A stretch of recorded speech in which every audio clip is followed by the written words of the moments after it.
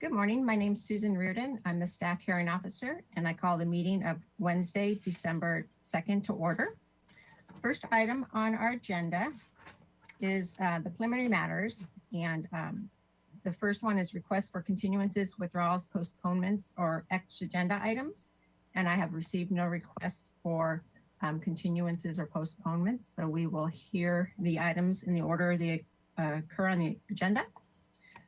The next item is announcements and appeals, and I've had no recent appeals, but there is one announcement listed under this section, and it's an announcement of the decision of a coastal development permit for a proposed accessory dwelling unit at 527 Allen Road.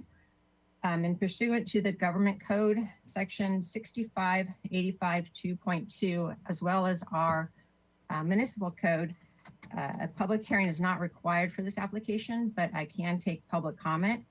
And I would like to note that I have received 3 letters from neighbors. One's from Jennifer Seymour, another's from Sarah and Dan McCarter, and the third's Christy Ware. And they all express concerns with the size of the ADU and the fact it's 2-story. And then also the fact that Allen Road is impacted for parking, especially down by the beach, and concerns with adding additional density and what that will do with the parking. And I recognize their concerns. However, the state has taken away a lot of discretionary review for these types of projects and set out specific standards. And if the project complies with it, the city is really limited on what they can do. And so in terms of this project, it does meet the zoning ordinance requirements in terms of setbacks, building height, open yard, all the things that we can regulate. And we're prohibited to from requiring parking for ADUs if they're within a half mile of the bus stop. And this project does meet that requirement. So I just wanted to note for the record that I did review the letters and took those items into consideration. I also went to the site visit and looked at the neighborhood and the project site, and I've read the staff report. And I agree with staff's analysis that this project is consistent with our certified local coastal plan, and therefore I could make the findings as outlined in the staff report dated November 25th of 2020 and approve the project subject to those conditions of approval that are outlined in that staff report.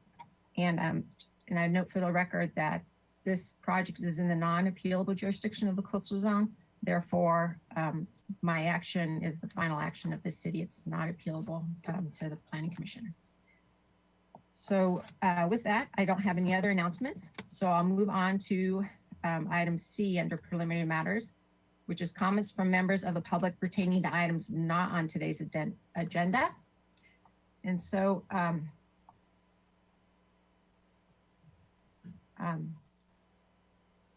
is there anybody out there? Yeah, there we go. Okay, so if anybody would like to address the staff hearing officer on icons not on today's agenda, you can do so by raising your hand. And if you see on the screen where there's the little hand icon, and you click on it, and it'll raise your hand, and then I can call on you to speak. And when I call on you, you'll have 2 minutes to speak. And I don't see anyone raising their hands. Mary, is there anybody, have you received any written correspondence? Thank you, Susie. We did not receive any general written correspondence for this agenda. Okay, great. So I'll close the public hearing and we'll go to the first item, which is a continued item from November 18th of this year. And it's an application for an interior setback and a solar access modification for a property at 2115 Garden Street. The staff would like to come on. Thank you, Ms. Reardon. Hi. Have you heard from the applicant yet? The applicant is in attendance, yes. Okay. Ms. Bronstad is here. So I'll just do a quick recap of this project if you're ready for me to make staff comments. Yes, Okay. anytime you, sir. All right, so this project is a continued item.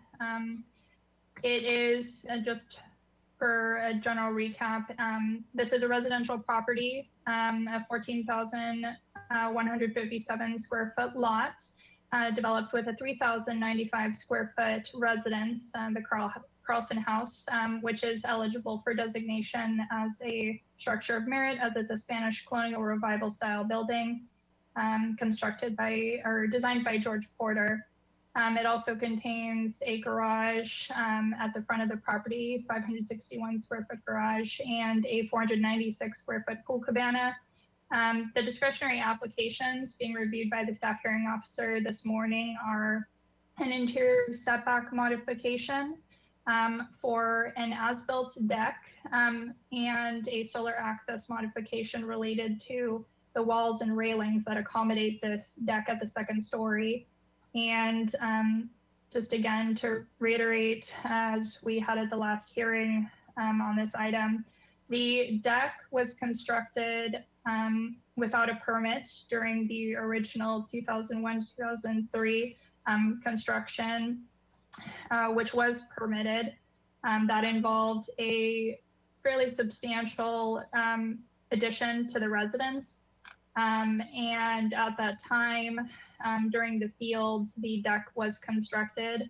The owner was unfortunately unaware that it wasn't part of the permit and that it wasn't part of the originally permitted work. So fast forwarding to 2018, the owner came to the city, was looking at the archive plans for the property, realized that the deck was not part of the original permitted project, and decided to submit for a permit at that time for the as-built work. During that time, it was sent to the Historic Landmarks Commission, which is required for exterior changes to buildings that are identified as eligible historic resources. The HLC supported the project at that time, and subsequently it was discovered that the exterior stairs that lead to the deck, as well as the walls and railings that accommodate the deck, would require a setback modification and solar mod. This went back to the Historic Landmarks Commission, who gave additional support regarding the exterior changes. And in terms of the review today, we are looking at that setback modification for the stairs. Staff in the staff report indicated that the interior setback modification for the stairs is consistent with the purpose and intent of the zoning ordinance. The stairs are entirely within the footprint of the existing and permitted building, and really has a negligible impact. It is minimally visible from the street and neighboring properties, and is not likely to cause any type of noise concerns with the adjacent neighbor. In terms of the solar access modification, as I mentioned at the prior hearing, there is the modification requirements as well as the criteria for an unreasonable restriction that are applied to solar modifications. This project did meet all of the criteria except a portion of criteria 1, so I'll just reiterate what that was, that the area that will violate the solar access limitations for the zone are entirely within the perimeter of a structure which was constructed or was issued a permit prior to the effective date of the ordinance, which is 1986. This project is the deck and walls and railings that accommodate the deck, including the stairs as well, are all within the perimeter of the building. However, they were constructed during 2003, 2001-2003 as part of that original construction for their permitted work, and therefore do not meet the second portion that it was done prior to 1986, which is the effective date of the ordinance.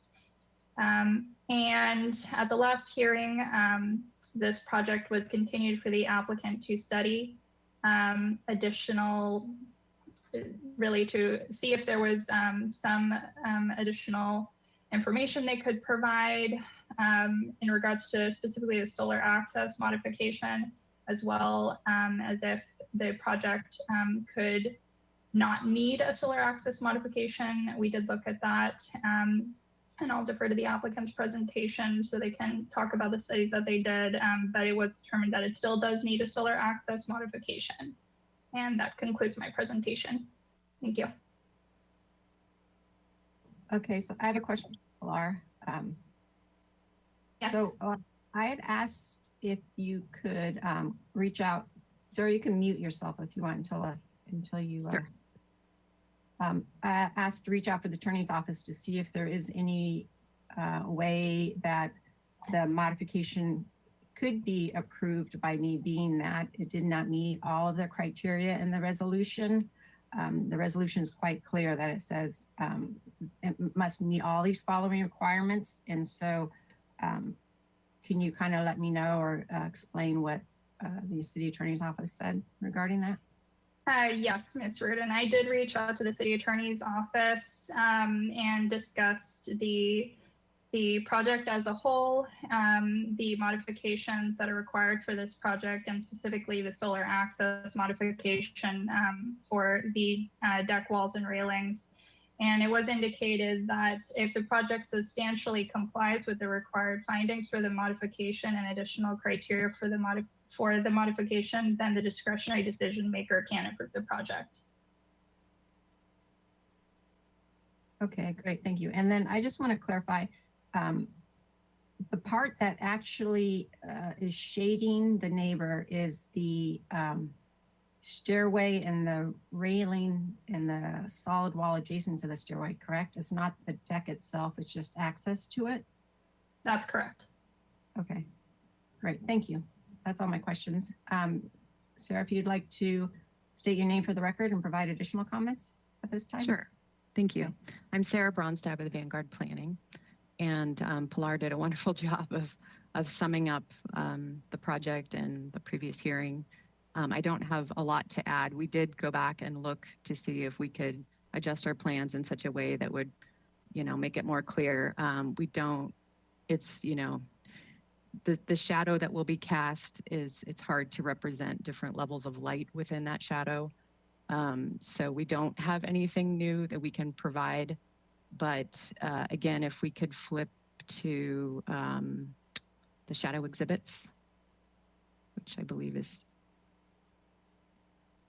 the third, there we go. And if you could zoom in on to the one on the left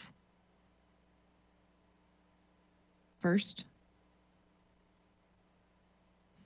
Okay, so this is the shadow that's cast onto the neighbor's property on the, the longest day of the year in terms of the shadow length.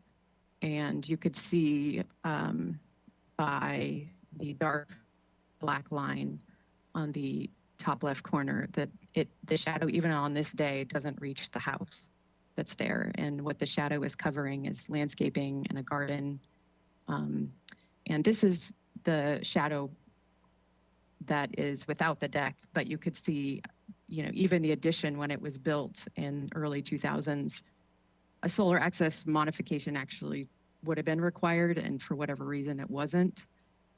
So we're not, and then if you could actually move to the shadow exhibit with the deck.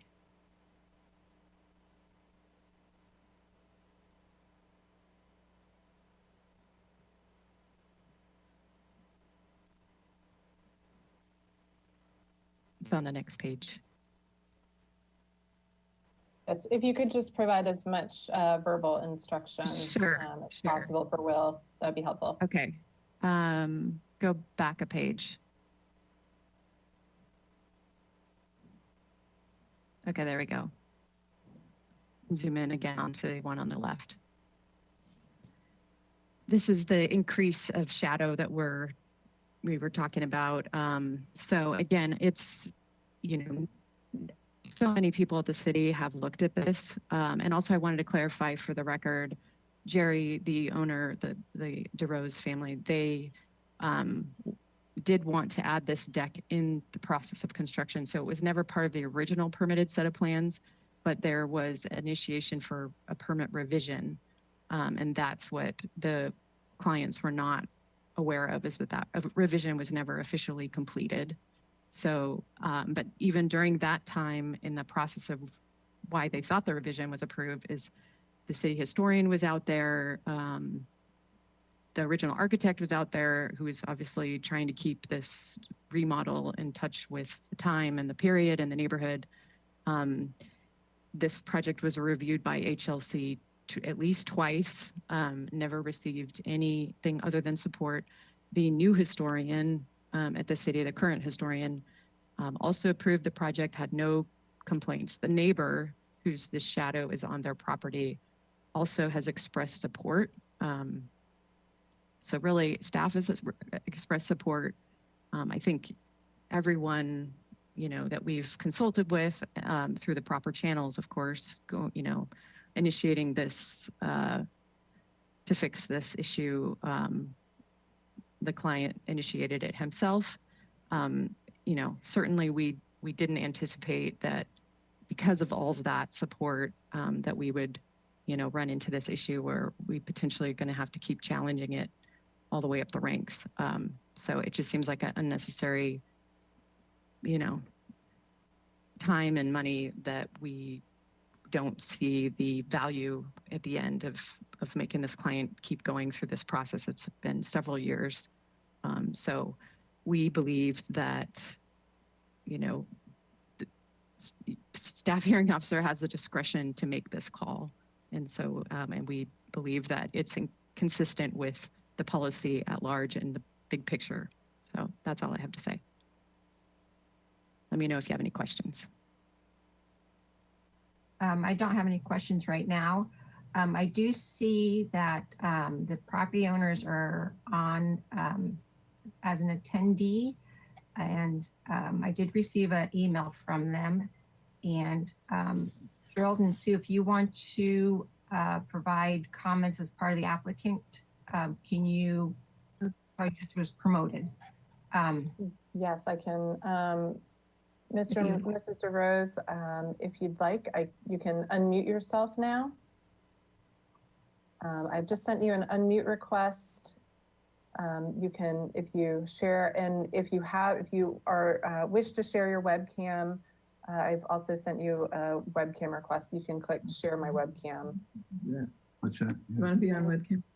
Yeah, please. Yeah, okay, That's fine. okay. Okay. And so Thank you you. can provide a general comment. Good morning. Good morning. Good morning. My name is Jerry DeRose, and yeah, I'm the one that sent the letter in.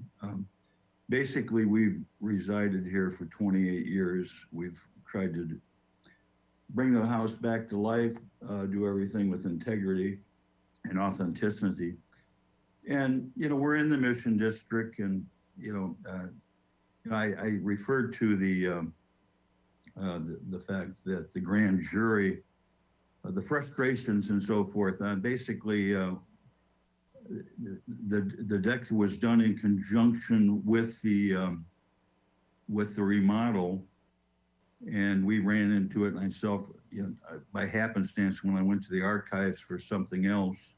And so I self-reported, never thinking I'd run into this kind of a buzzsaw. And so I realized that there's a letter of the law, but in the spirit of the law is basically we've tried to do everything the right way. And I've been to the Planning Commission before, and I really don't want to have to go get drugged through the mud and go through that step if I can avoid it.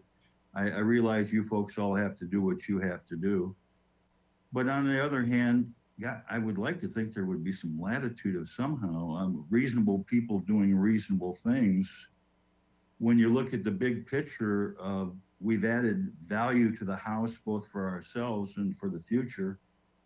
I think we've taken it to a level with good respect and so forth. So it's pretty tough to have to go through this. We've been dealing with it for including COVID, of course, but for going on 3 years now. And we're in our mid 70s, and I've got health issues and stuff. I want to get through this. So we'll follow the course, whatever we have to do, but we would like to have some mercy on our soul if possible. To us, there's even Mr. Mahan, who knows the house very well and knows my brother very well, and who had gone through the house when we first bought it all those years ago. It just, we've always done the right thing, and we just would ask for some latitude in your judgment. If it's discretionary at all, we'd like to have a favorable outcome. We just would ask for that. So we thank you very much for your help and your time. Okay, great. Thank you. I'm looking to see if I have questions right now for the applicants. No, I don't have questions right now. So I'll go to the public hearing. I'll open the public hearing. And Will, if you'd like to go to the slide that describes the public hearing.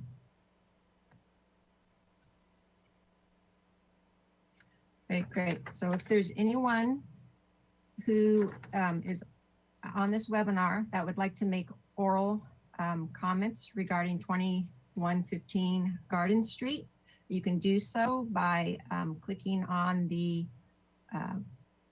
raise your hand icon on the control panel, and that's illustrated on the screen. It's a little hand with the green arrow. And if I see it raised, I'll call on you and you'll have 2 minutes to speak. So I'll give you a minute. As I'm waiting to see if anybody raises their hand,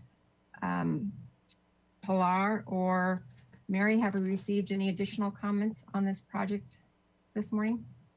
Thank you, Ms. Reardon. We did not receive any written correspondence from the public for this item. Okay, great. And I did receive an email from the neighbor immediately adjacent to the property, and that was distributed to me at the last hearing. And then again, it's carried forward on this one, and it was from Dana and Czar. Sorry, did your name, Zeev, and they're the neighbors adjacent to the property, and they expressed support for the project and thought it was a nice upgrade to the building.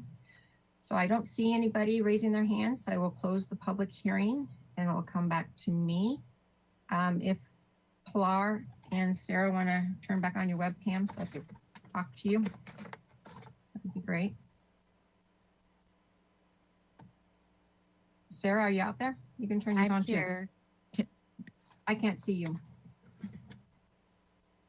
Sarah, I just sent you a webcam request. If you Okay. can share your Yeah, I got it. webcam. I said okay, but I don't see myself. Can you hear me? Yeah, I can We hear you. can So that- hear you fine. Yeah. Yeah. Okay. It's okay. There we go. There we go. I see you. Yeah. Okay, so this modification, well, I'll start with the interior setback modification.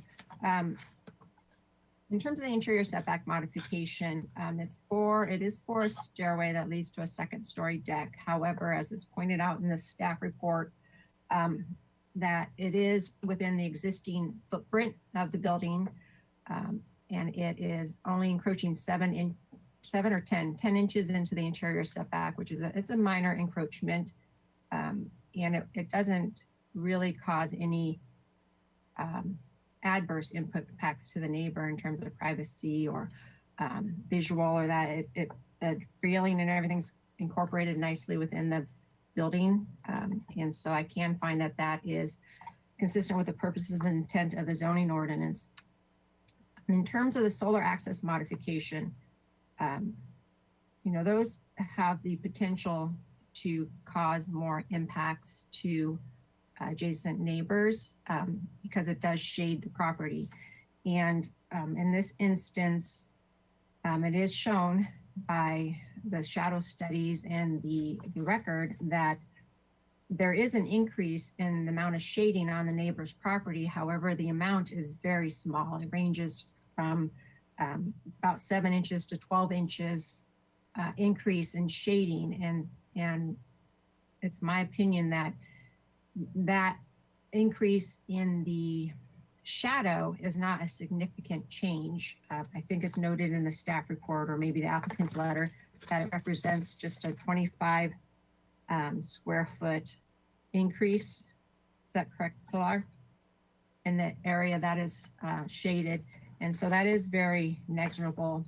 And I'm glad that you did reach out to the city attorney's office to get their opinion on whether you have to meet all the criteria, because I agree with the testimony that's been given today that it seems pretty bureaucratic that the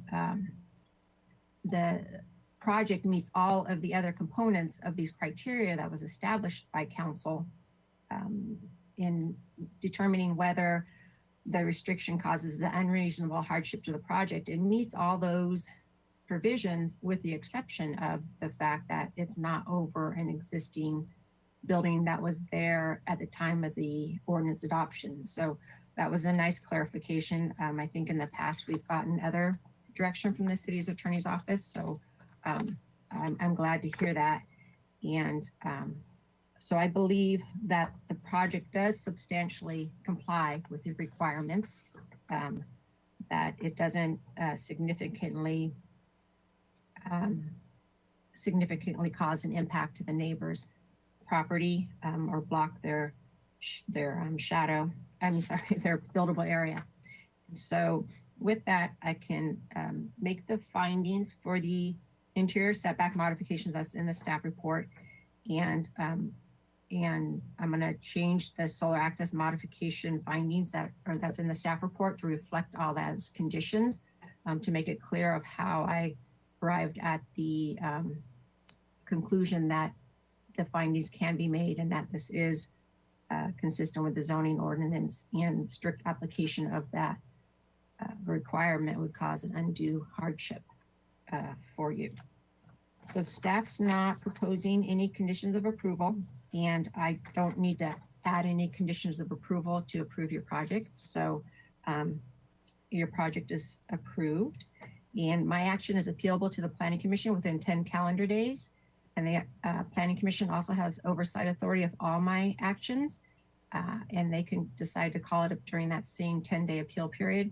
And if either of those circumstances would happen, Pilar will contact you and let you know. Okay? Thank you very much. Appreciate it. Okay. Thank you. All right, so we'll move on to the next item on the agenda, which is 726 East Coda. If the staff's there. Hi, good morning, Megan. Good morning.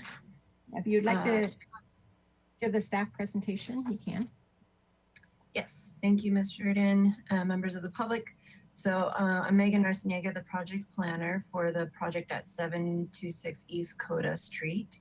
The project is for an accessory dwelling unit. The property is currently developed with a single family residential unit, 900 square feet, and a shed. The project would propose to demo existing shed and construct a new 623 square foot accessory dwelling unit above a new 376 square foot single car garage. So it'd be a 2-story structure with garage below. The benefit of the project is it would be providing a covered parking space that currently doesn't exist on the property. However, the project requires 2 discretionary applications. Next slide, please. The first being an interior setback modification to allow that new garage and accessory dwelling unit structure to be located 2 feet from the east property line instead of the 4-foot setback. 3 feet and 6 feet for the storage room and 4 feet for the ADU.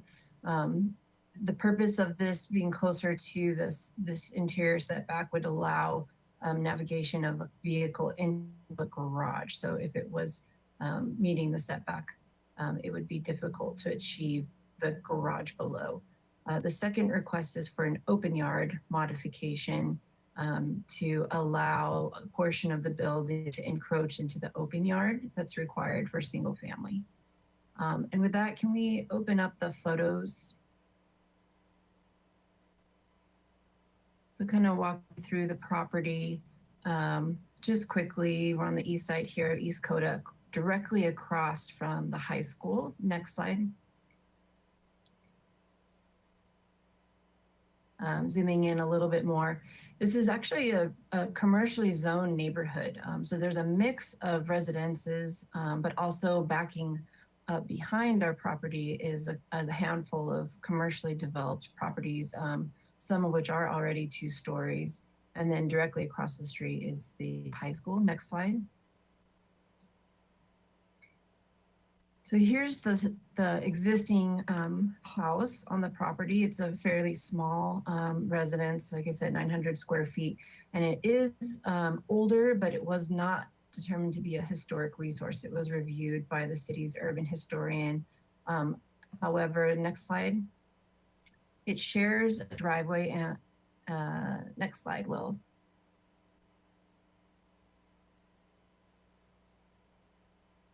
Oh, there's a high school. Next slide.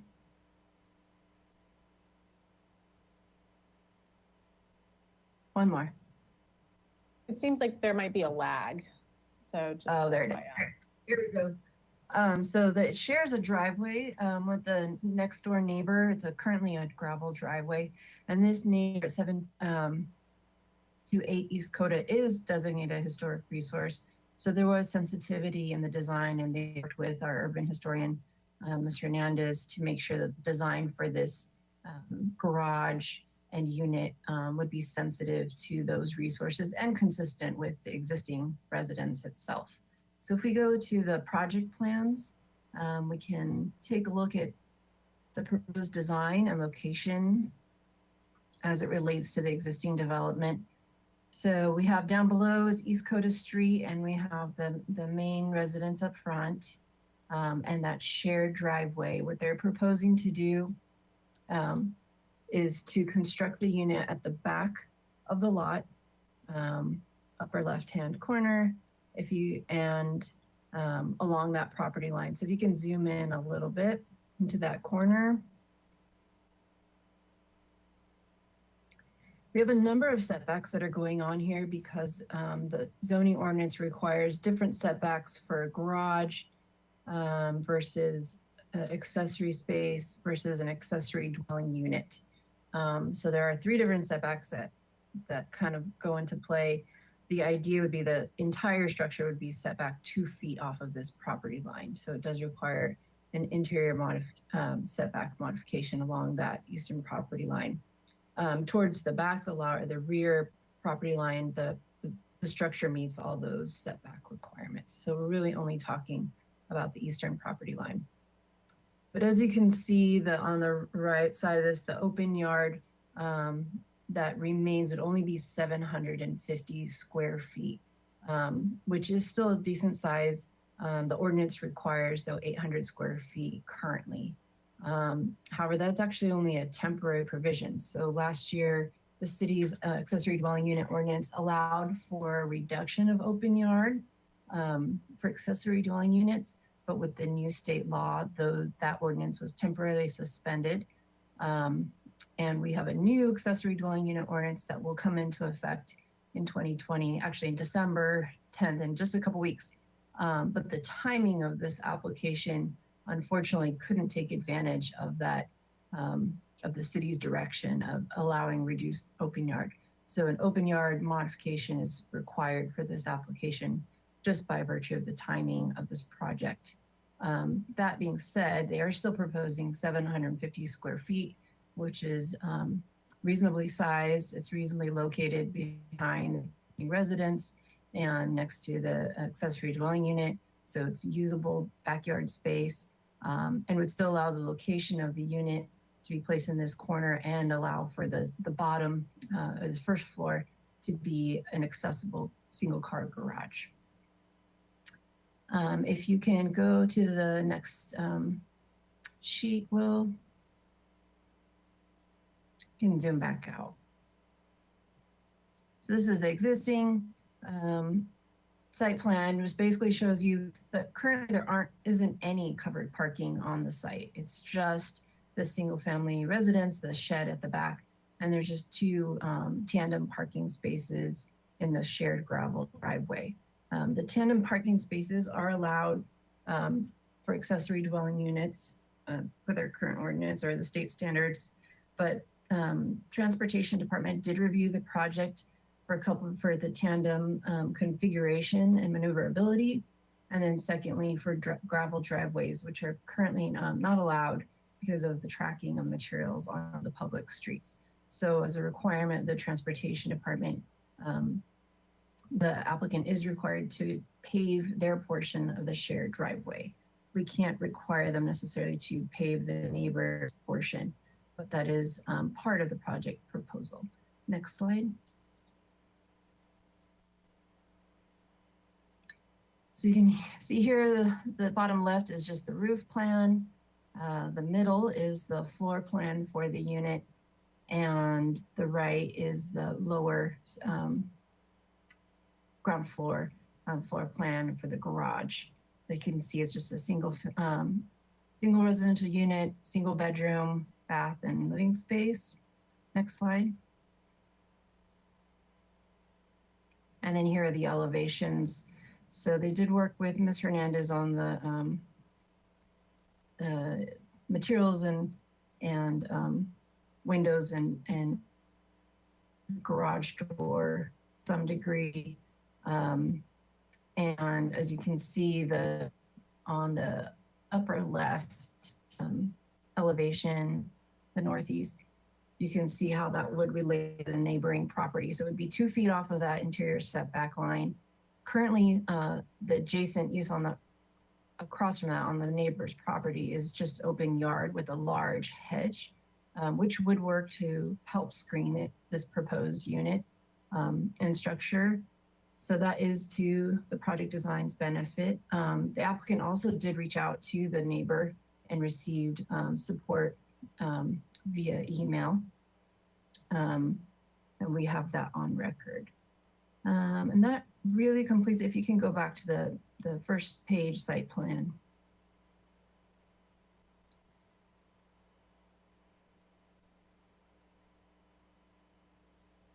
So just to reiterate that the two requests, one is for the open yard reduction to 750 square feet instead of 800.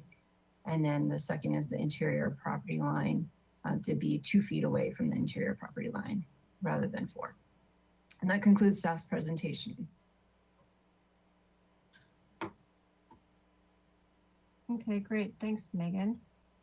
The applicant, if they'd like to turn on the webcam and microphone. Oh, hi, Sarah.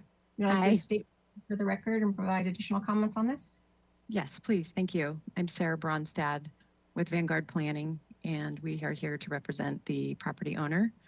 And I just wanted, in addition to Megan's presentation, just to add a couple points.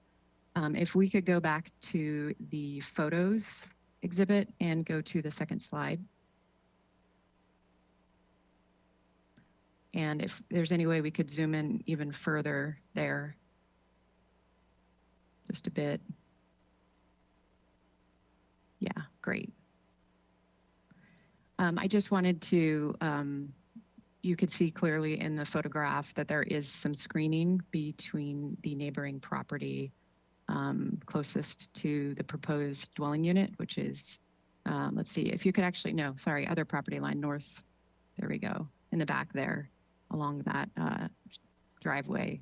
So the ADU and garage will be screened. However, that neighbor has, hasn't had any issues with the project, has demonstrated support. And I think, that's key. That was, obviously one of the first things that we looked at when assessing whether or not this project we would think, would be viable. In addition to that, you could see on the southern, I guess, southeastern properties, there are all commercial. They're all built to the setback, to the property line. There is no setback.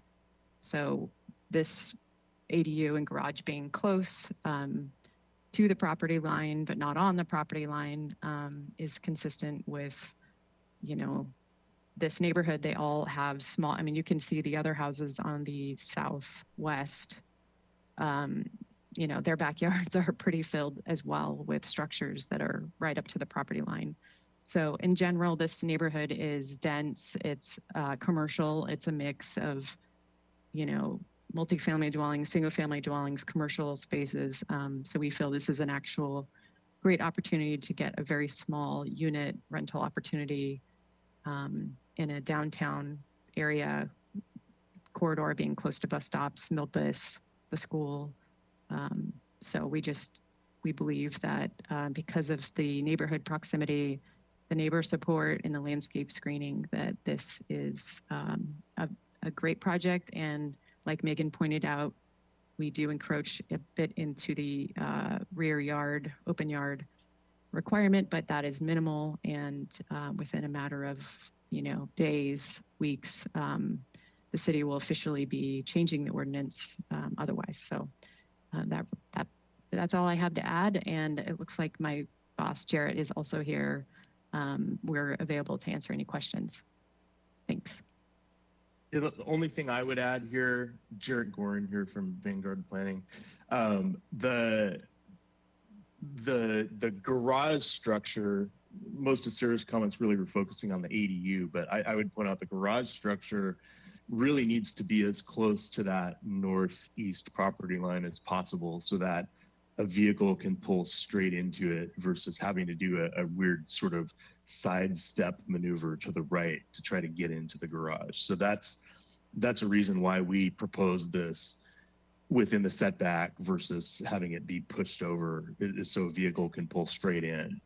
And, you know, parking drives so many designs of so many projects. And as a planner, I'm not thrilled by that, but this is improving the parking situation out here to be more conforming with the standards for the residential uses, to have one covered parking space. That gets us a lot closer to the normal 2 spaces, which you would have on a project. So we think that's a benefit as well. And certainly what you can see in that aerial photo is all the rest of the residences along Coda Street that have garages, they're 100% of those garages are in the configuration that we're proposing, and for the same reason. They're narrow lots, and to have a driveway be able to pull straight into a garage, the garage needs to be almost right up against the property line. So we believe this certainly promotes a uniformity of development. And so that's the only thing I would add. Okay, great, thank you.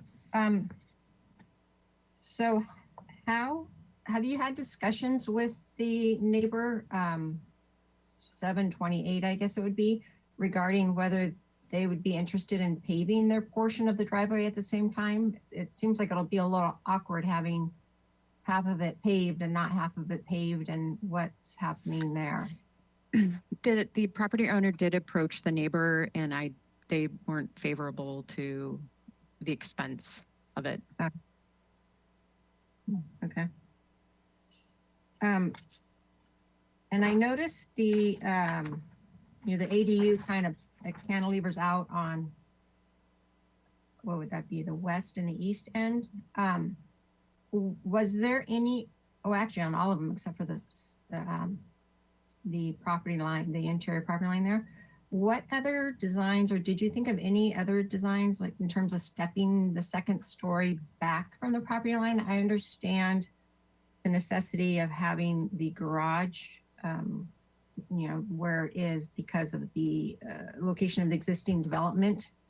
But was there any other consideration for stepping it back? I realize that since the neighbor property is zoned commercial, even though it's used as residential, it's zoned commercial, so our solar access ordinance doesn't apply. But this is a pretty tall building. I scaled it at 19, a little over 19 feet. So it will have the potential to shade the backyard. Was that taken into consideration? Initially, go ahead, Jared. It was taken into consideration, and there's just there isn't really a way within the floor plan to do it. You have to have certain minimum dimensions for a hallway and bedrooms. And if we were to step that back, we just wouldn't have them anymore. We would have something that's too narrow to accommodate the basic uses within that unit. And it would also radically increase the cost of construction. It's best to have walls stack on each other. I don't even, if it was my preference, we wouldn't even have the other cantilevers, but there's no way around those in terms of having a functional, usable unit. And that's why we ended up with this design. So we looked at all the factors out there, including what's actually going on the neighbor's property right now, which is the vegetation that is already shading their yard and provides screening of the structure. And then we also took into consideration what the future development on that lot might be. And we believe that it's highly unlikely anyone would develop a residential structure in that area. And that if a structure were to be developed in that corner of our neighbor's lot, it's a virtual certainty that it would be a garage, because they would have to be locating a garage the same way we are to align with their driveway. Possibly they might do an ADU above a garage, in which case the ADU would be up at the second story level, and they would be doing a windowless wall facing our property because of building code requirements.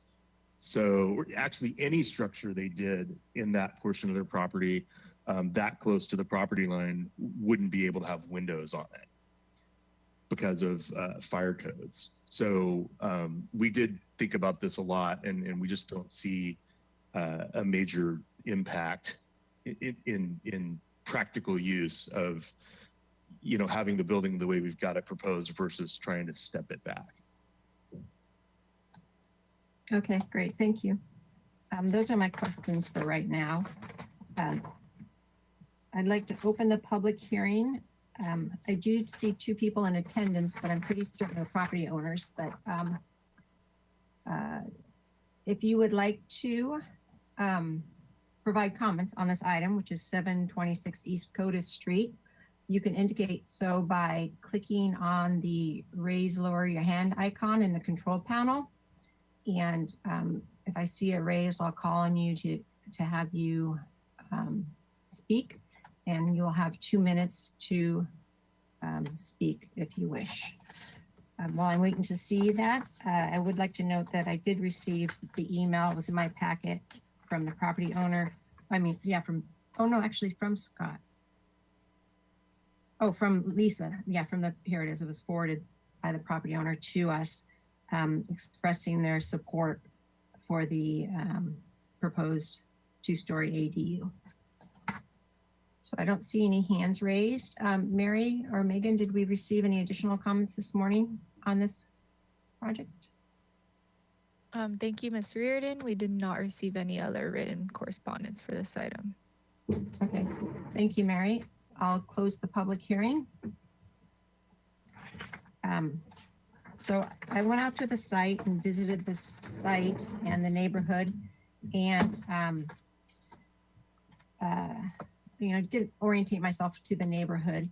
And actually, Megan and Jared or Sarah, if you want to turn on your camera so I can see someone I'm talking to. I like talking to someone better than the screen.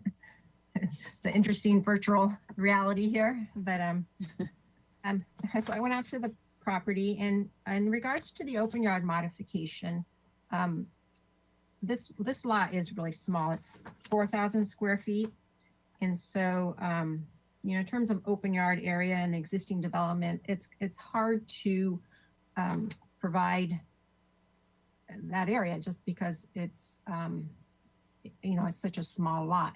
And there is in the front, and it wasn't brought up today, but in the front yard, although it doesn't really qualify for open space, there is a little area that does function as kind of an area to be outside and have an area for openness. And the ordinance, I realize it doesn't meet the 1,250 square foot for the primary unit. but it will meet the requirement for the accessory dwelling unit. And there is the high school or the school across the street. And so there's lots of areas in the immediate neighborhood for people to enjoy outside. So in terms of the open yard modification, that's supportable. In terms of the interior setback, you know, I have concerns placing a two-story building so close to the interior setback, but there's certain circumstances in this instance that, you know, does play into the decision. You know, the one is that it is commercial zoned, and so if this was developed as just a commercial use, there wouldn't be the setback required because all the neighboring properties are non-residentially zoned too. So the setback comes into play when it is the residential use. And in regards to the portion of the structure that is in the setback, there are no openings on that side. So a lot of times you hear neighbors, their concerns by the loss of privacy for their backyard areas. And in this instance, there are no openings on the second floor within the setback. And so that helps with the fitting in with the neighborhood or the reduction of the potential adverse impacts. In terms of the shading, that is a concern, but like I stated, the solar access ordinance doesn't apply in this situation. And yes, I realize there's an existing hedge that does already shade the backyard, but hedges aren't counted in the solar access modification anyways. But, you know, in balancing the pros of the project, it's providing a covered parking space, which in theory will get one car out of the public view. It's providing additional housing, which we all know we need for this community. I think those items, you know, kind of balance out and can make it or provide justification for approving the interior setback modification. So, you know, given those situations, I could make the findings that are outlined in the staff report. There is a condition proposed by staff regarding archaeological resources, and Sarah or Jarrett, you've read that and understand it and are fine with that? Yes, Okay. we've had the report done Mm-hmm. already. Okay. And I don't need to add any additional comments to be able to make the findings. So